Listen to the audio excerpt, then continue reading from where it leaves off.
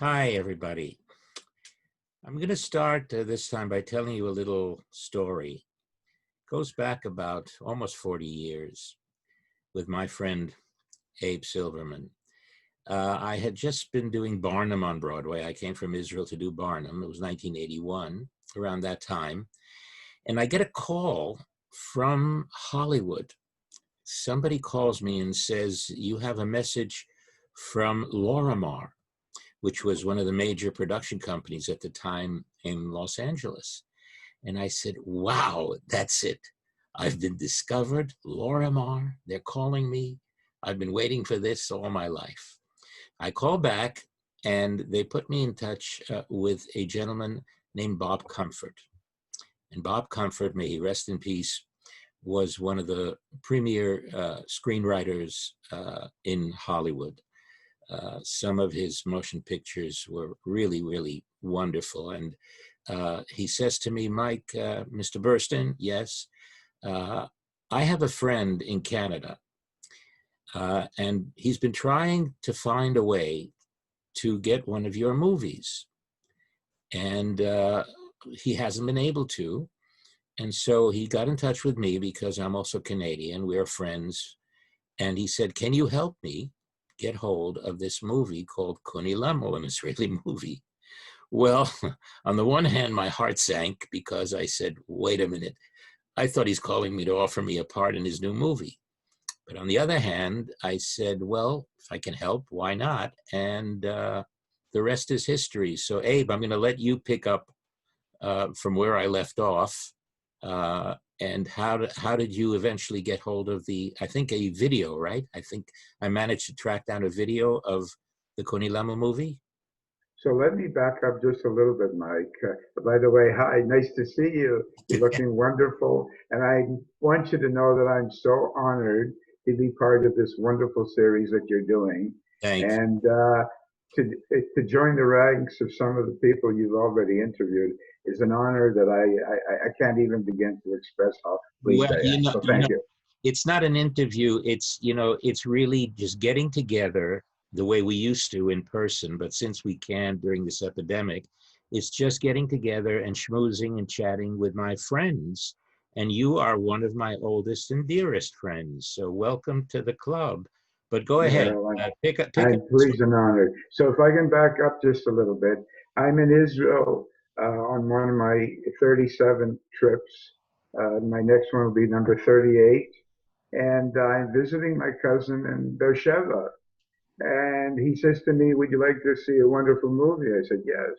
So he's got one of these big screen TVs before a flat screen, with the three lights in the back, and it weighs 3,000 pounds. Anyway, he puts on this movie, Kunilamo, and I'm just blown away. I am having such a wonderful time. I can't even begin to tell you how how joyful I felt watching this movie. So when it's done, I said to him, "I got to get a copy." But if you recall, the VHS in Israel at the time, I think was operated on a PAL system, which wasn't compatible to the VHS that we had in North America. So taking a VHS from Israel of the movie was of no use. So when I got back to Canada, I phoned my friend Bob Comfort. We've been friends for many years. And he said, "Yeah, I'll get it for you." So after you spoke to Bob, you called me and you sent me your masters. Right, because if I'll Yeah. even go back a little further, there wasn't a VHS yet of the movie. It hadn't even been released on VHS. It was still on U-matic 3/4 inch professional Sony U-matic tapes. So I managed to get a hold of the 3/4 U-matic that I sent you, and I think you made a copy from that U-matic. Yeah, that's what I did. I made copies and sent the tape back to you. After we had that conversation, I then invited you to come to Edmonton to perform at a function. If you recall, when you stepped off the airplane in November, it was 40 below zero. And I think the first words you said to me after we shook hands and hugged is, "Who's Michigas?" Ibn Abdul. Uh, which you is couldn't which believe. is Yiddish for what a crazy thing. You mean Jews live here? What I Yeah, remember is when they opened the door of the plane. In those days, the plane didn't go up to the, it didn't have one of it's the those gate. Yeah, gates that came right up to the plane. So they yeah, opened the door and you had to step out and walk down the steps. And I'll never forget, the door opened. I was one of the first there. And when the cold air hit me, I couldn't breathe. I remember I couldn't catch my breath. It was such a cold chill that came from outside, and I couldn't breathe. Listen, that was the first time. I got used to it eventually, but that's what happens when you live in Edmonton, Alberta, which is a great place yeah. to live. But in winter, I always remember as well when I came to your house in the garage. I looked at one of your cars and it had an electrical wire coming out of the front with a plug, an electrical plug. And I said, why do you have a wire with an electrical plug hanging out of your car? And you explained to me that that was to avoid the block from freezing when you leave the car. And in the extreme cold in Edmonton, if you don't plug it in to heat it up to keep it warm, am I right? The block will Yeah, well, freeze. so I got to tell you a quick story about our my wife and I, my new wife and I, trip to Florida from Winnipeg for our honeymoon, and we were driving a car with that plug hanging out from the grill. Everywhere we stopped for gas in Mississippi and Georgia and what have you, people would look at it and say, "Is this an electric car?" They all thought that this was an electric car. Wait a minute. Yeah, Wait, your new wife, did you have an old wife?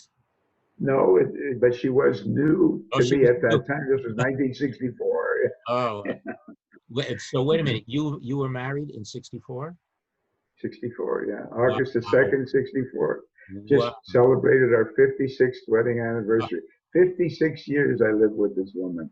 I Well, think I need a big medal, or maybe she's the one that wait needs a a minute. medal. But she's living with you as well. Don't forget. She is, yeah, much to her chagrin.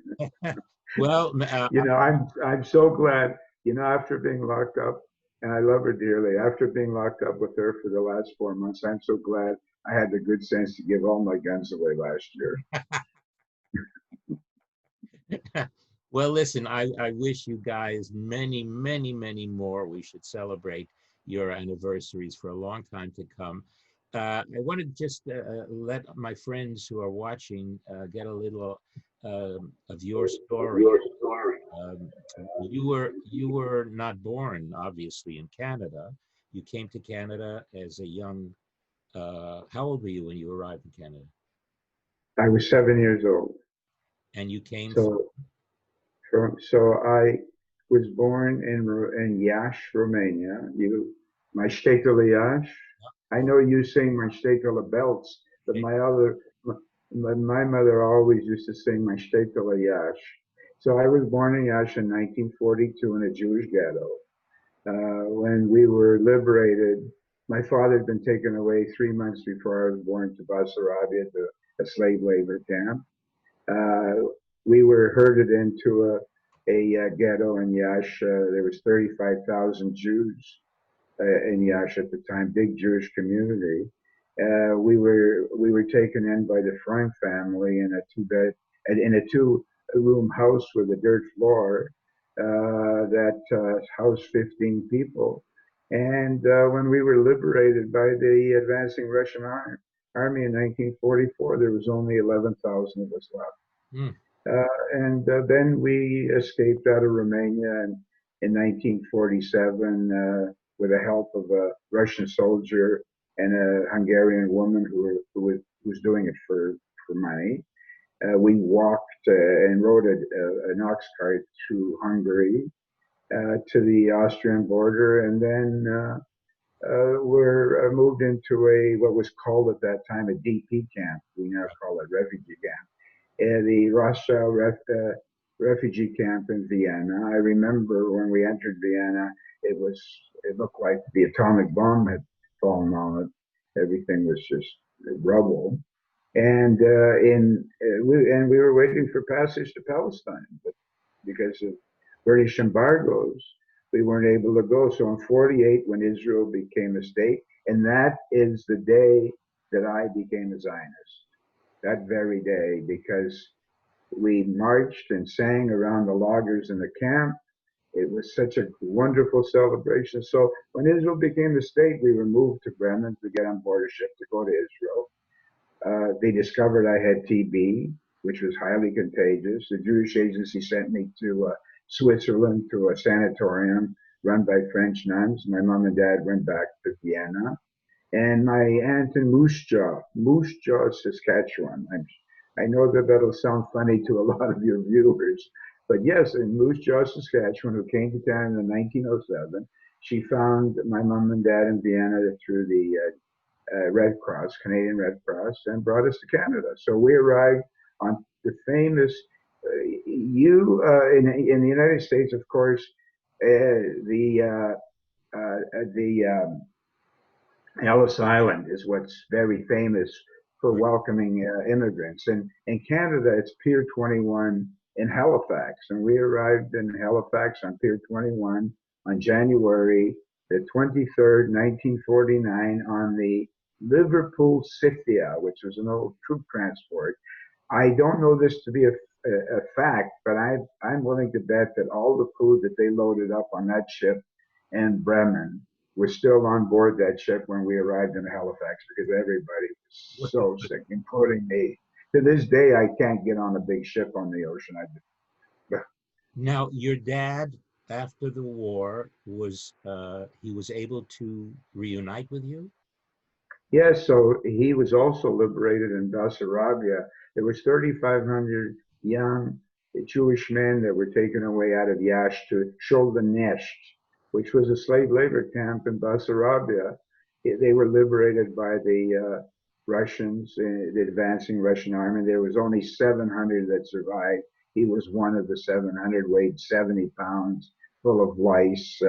Had, he'd been completely decimated health-wise from typhus.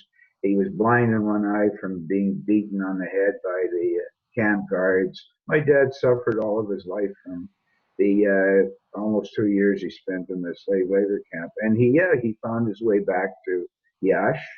He recovered and went back to his trade, which is he was a butcher. And then he decided he didn't want to live under communism, uh, being having to live under the Nazis, and then communism was, and he wanted to make a better life. So we found our way to Canada, which was somewhat of a diversion because we were actually trying to find our way to Israel. And Yeah, you were 7 years old. yeah. How, obviously you didn't speak any English. How were you able to, integrate? Was it difficult? You didn't have, you were an only child at the time. No, I had a 2-year-old brother who was born after the war. Uh, yeah, he would. Well, he would have been. I was 7. He would have been 3 years old when we arrived in Canada. How were you able to ultimately, acclimate? Because, for all, purposes, you basically are a Canadian. I mean, from such an early age.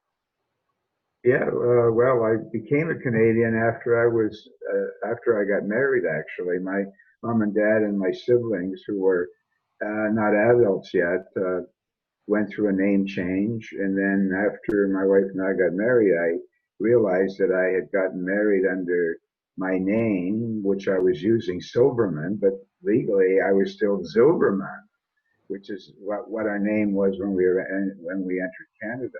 So I did a legal name change to make our marriage legal and our children legal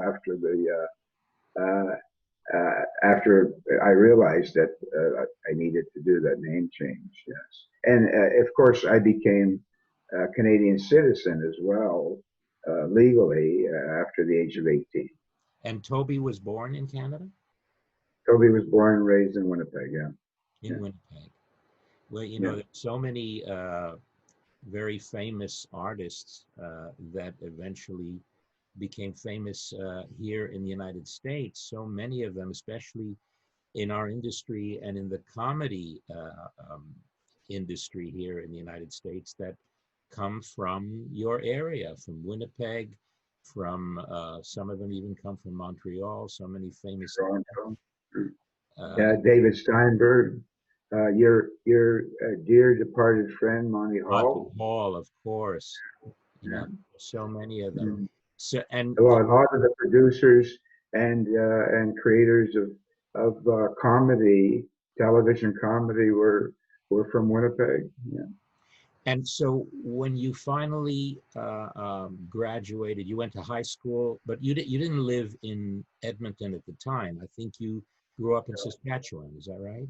I did. I grew up on a Jewish farming colony called Sonnenfeld Colony in southern Saskatchewan. There was four colonies that was established by Baron Maurice Hirsch at the end of the 1800s.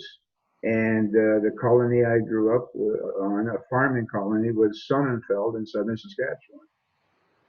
And So you were basically you started out as a farmhand. yeah, it's my dad who in Moose Jaw worked for Canada Packers on the in a slaughterhouse, lost his job. My mother was pregnant, and he heard about the Jewish Colonization Association, and he applied and was accepted into the program. And my baby sister was 3 weeks old when we were picked up by a hired hand from Hoffer, Saskatchewan, which is where Sonnenfeld was, and loaded up our few things in the back of the truck. They made left a little space for my brother and I to sit amongst a little bit of furniture. My mom and my baby sister sat in the front with Lloyd Hansen, the hired hand, and my dad followed behind in his Model A, the first car that he bought. And we lived in a teacherage in Hoffer for almost 8 months waiting for a farm. A teacherage was a little house in the schoolyard that was built for the school teacher. Often school teachers were single and they needed housing, so they built a teacherage. Well, the school teacher in Hoffer at the time was a young woman who didn't want to live alone. The teacherage was empty. So we lived in that teacherage for 8 months until we got the farm, which had no electricity, no running water, no telephone. You couldn't drive your vehicle in the winter because they didn't plow the road, so you had to get around with a horse and a cutter, and that's how I grew up. Yeah. And if I'm not mistaken, did you tell me that you had an outhouse? Yes, we had an outhouse. We had an outhouse, and if you this went on Schuldigen, we had a pot under the bed for emergencies. That was, to make you feel it, that you're back home in the shtetl. They used to do that as well. Now, Yeah, you but mentioned we were never hungry in Saskatchewan. We were hungry in Europe, but on the farm we were never hungry. that you became a Zionist, in 1948, very early. And I know of your connection to Israel has been so intense and so important to you, and you've done so much for Israel. Eventually, you had your company, which worked intimately with the Israel aircraft industries, with Tzahal, with the Israel Defense Forces. So many stories that you've told me in the past. And eventually now you are very involved with B'nai B'rith. Tell me a little bit about that. So we sold our aviation company in 2016, and I was involved with one of my sons and you, by the way, in a company that we're still struggling to get off the ground. Uh, so B'nai B'rith came knocking, B'nai B'rith Canada, and they said, "Hey, we're going to pay you big dollars to come and work for us. $1 to 39 an hour." And yeah, so now I'm working virtually full time for B'nai B'rith Canada. And every day of my life, I open up my computer and deal with the worst kinds of anti-Semitism in Canada imaginable. It is so overwhelming. I can't even begin to tell you. I I become so discouraged sometimes because uh, it's enough already. It's enough. 2,000 years is enough. Well, I was going to ask you what your biggest challenge is today for B'nai B'rith is not only in Canada, but throughout the world. I've been talking to several friends of mine on this channel about that subject. We have this virus that started at the beginning of this year of 2020, this horrible medical virus, but we are living for 2,000 years with another virus. I call it a virus. It's a virus that so far nobody has found any kind of vaccine for it, and it's called anti-Semitism. Today, it's morphed into supposedly anti-Zionism. They claim that it's not against Jews, but it's against Israel's policies, but it's basically an excuse for the old virus of anti-Semitism. So what has B'nai B'rith able to do? What are you able to do actively to try and counteract this ongoing plague that we're going through? So the plague of anti-Semitism has now been joined by the plague of COVID-19, Right. which Jews are being blamed for. And a lot of the work we're doing is pushing back against the narrative that COVID-19 is a Jewish conspiracy. It's rampant on social media. It's rampant on campuses, and we're working hard to deal with that issue. So the other issue right now in Canada is that there are uh, statues and cenotaphs and memorials in several cities in Canada that are in honor of Ukrainian Waffen SS Gestapo leaders who were responsible for the death of 40,000 Jews and 40,000 Poles and 10,000 Jews. People like Roman Shukovich, and we've got a statue in his honor right here in Edmonton.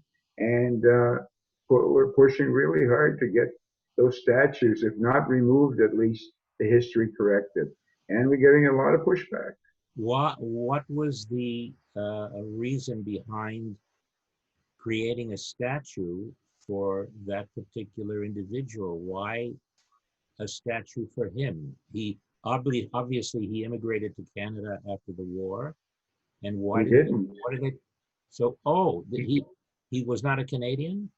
No, he never was a Canadian. He was a Ukrainian nationalist. He's honored because they see him as a liberation fighter against the Soviet Union. Oh, I see. Yeah. Well, And when you provide the leadership with indisputable evidence, they say it's Soviet Union era propaganda. well, we have for the last 2,000 years, unfortunately, we have been blamed for everything under the sun. This time it's for the, corona.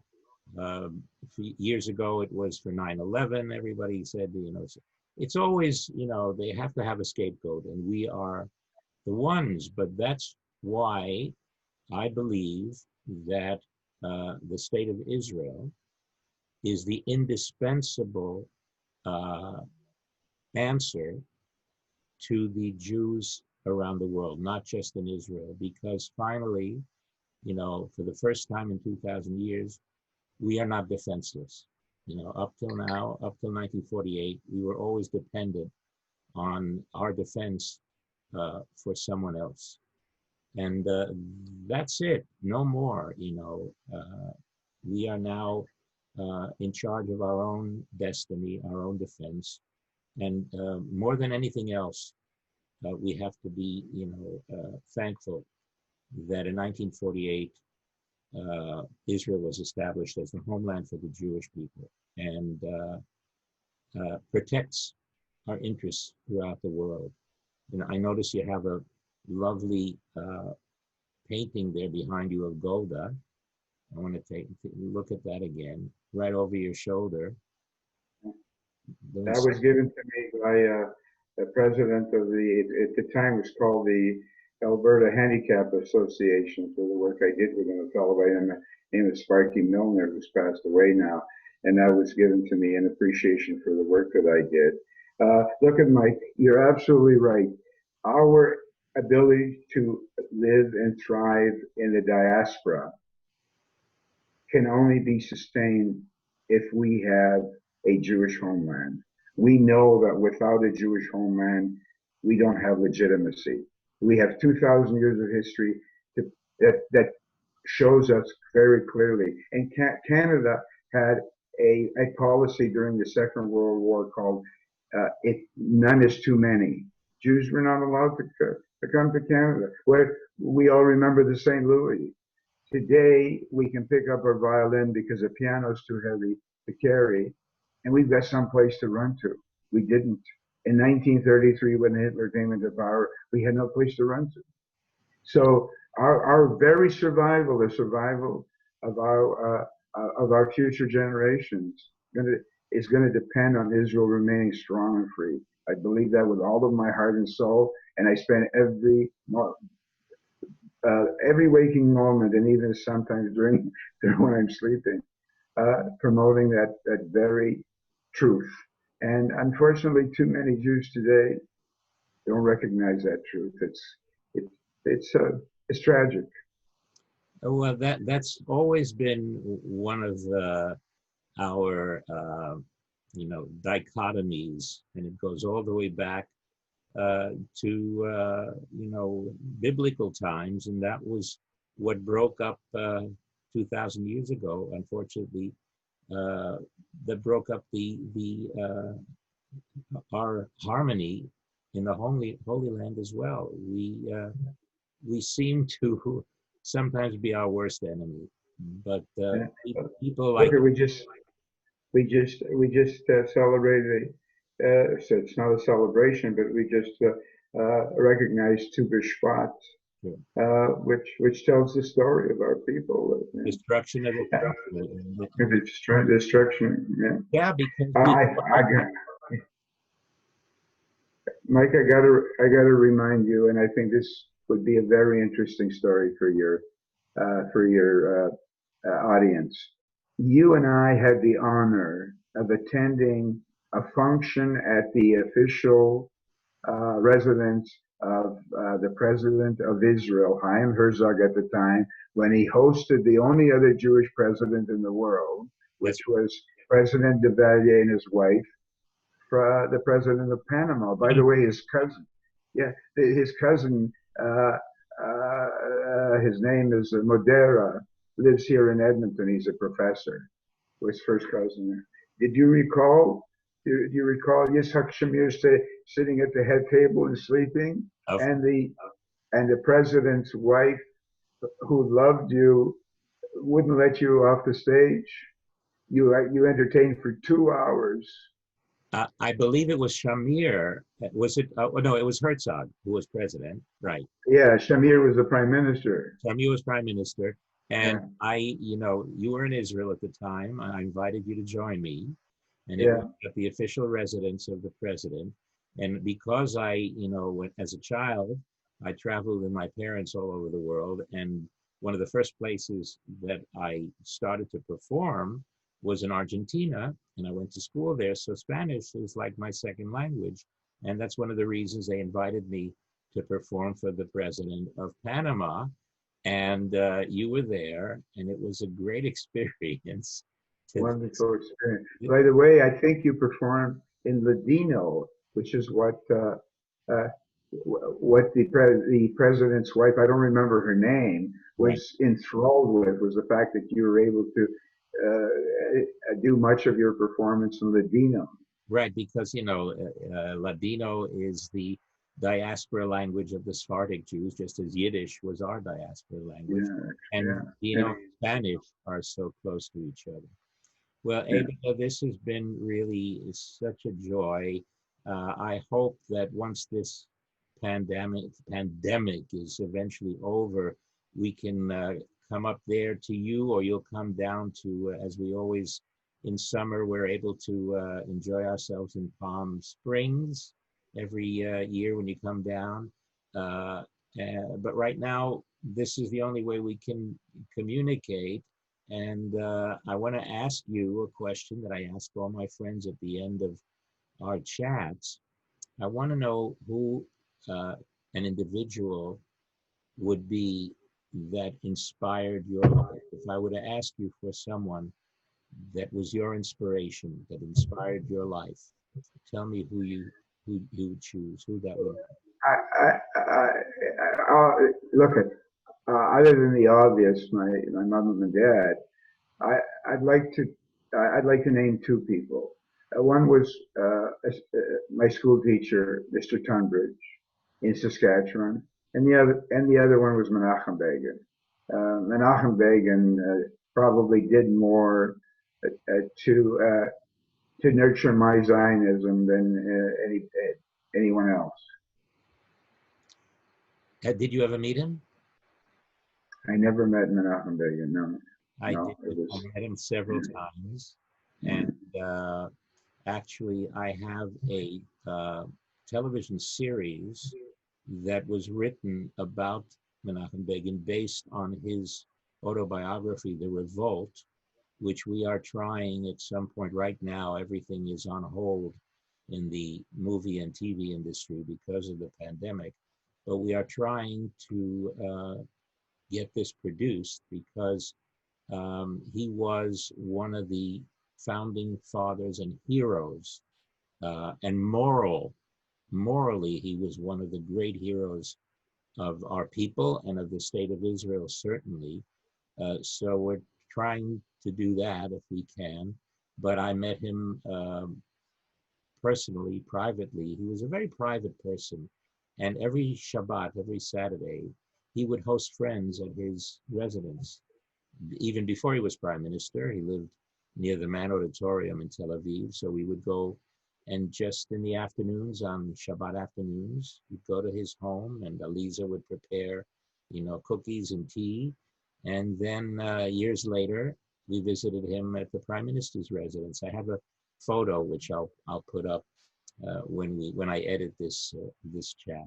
So that's wonderful, Abe. And uh, listen, let's just see each other for many, many more years, both Oh man, through virtually, and eventually I'll be able to come and give you a big, big hug, and give my love to Toby, Refuah Shalema, and I hope she heals quickly. She had a little accident, and to the kids, whom I know since they were babies, and now are parents. And you have how many grandchildren? I have seven.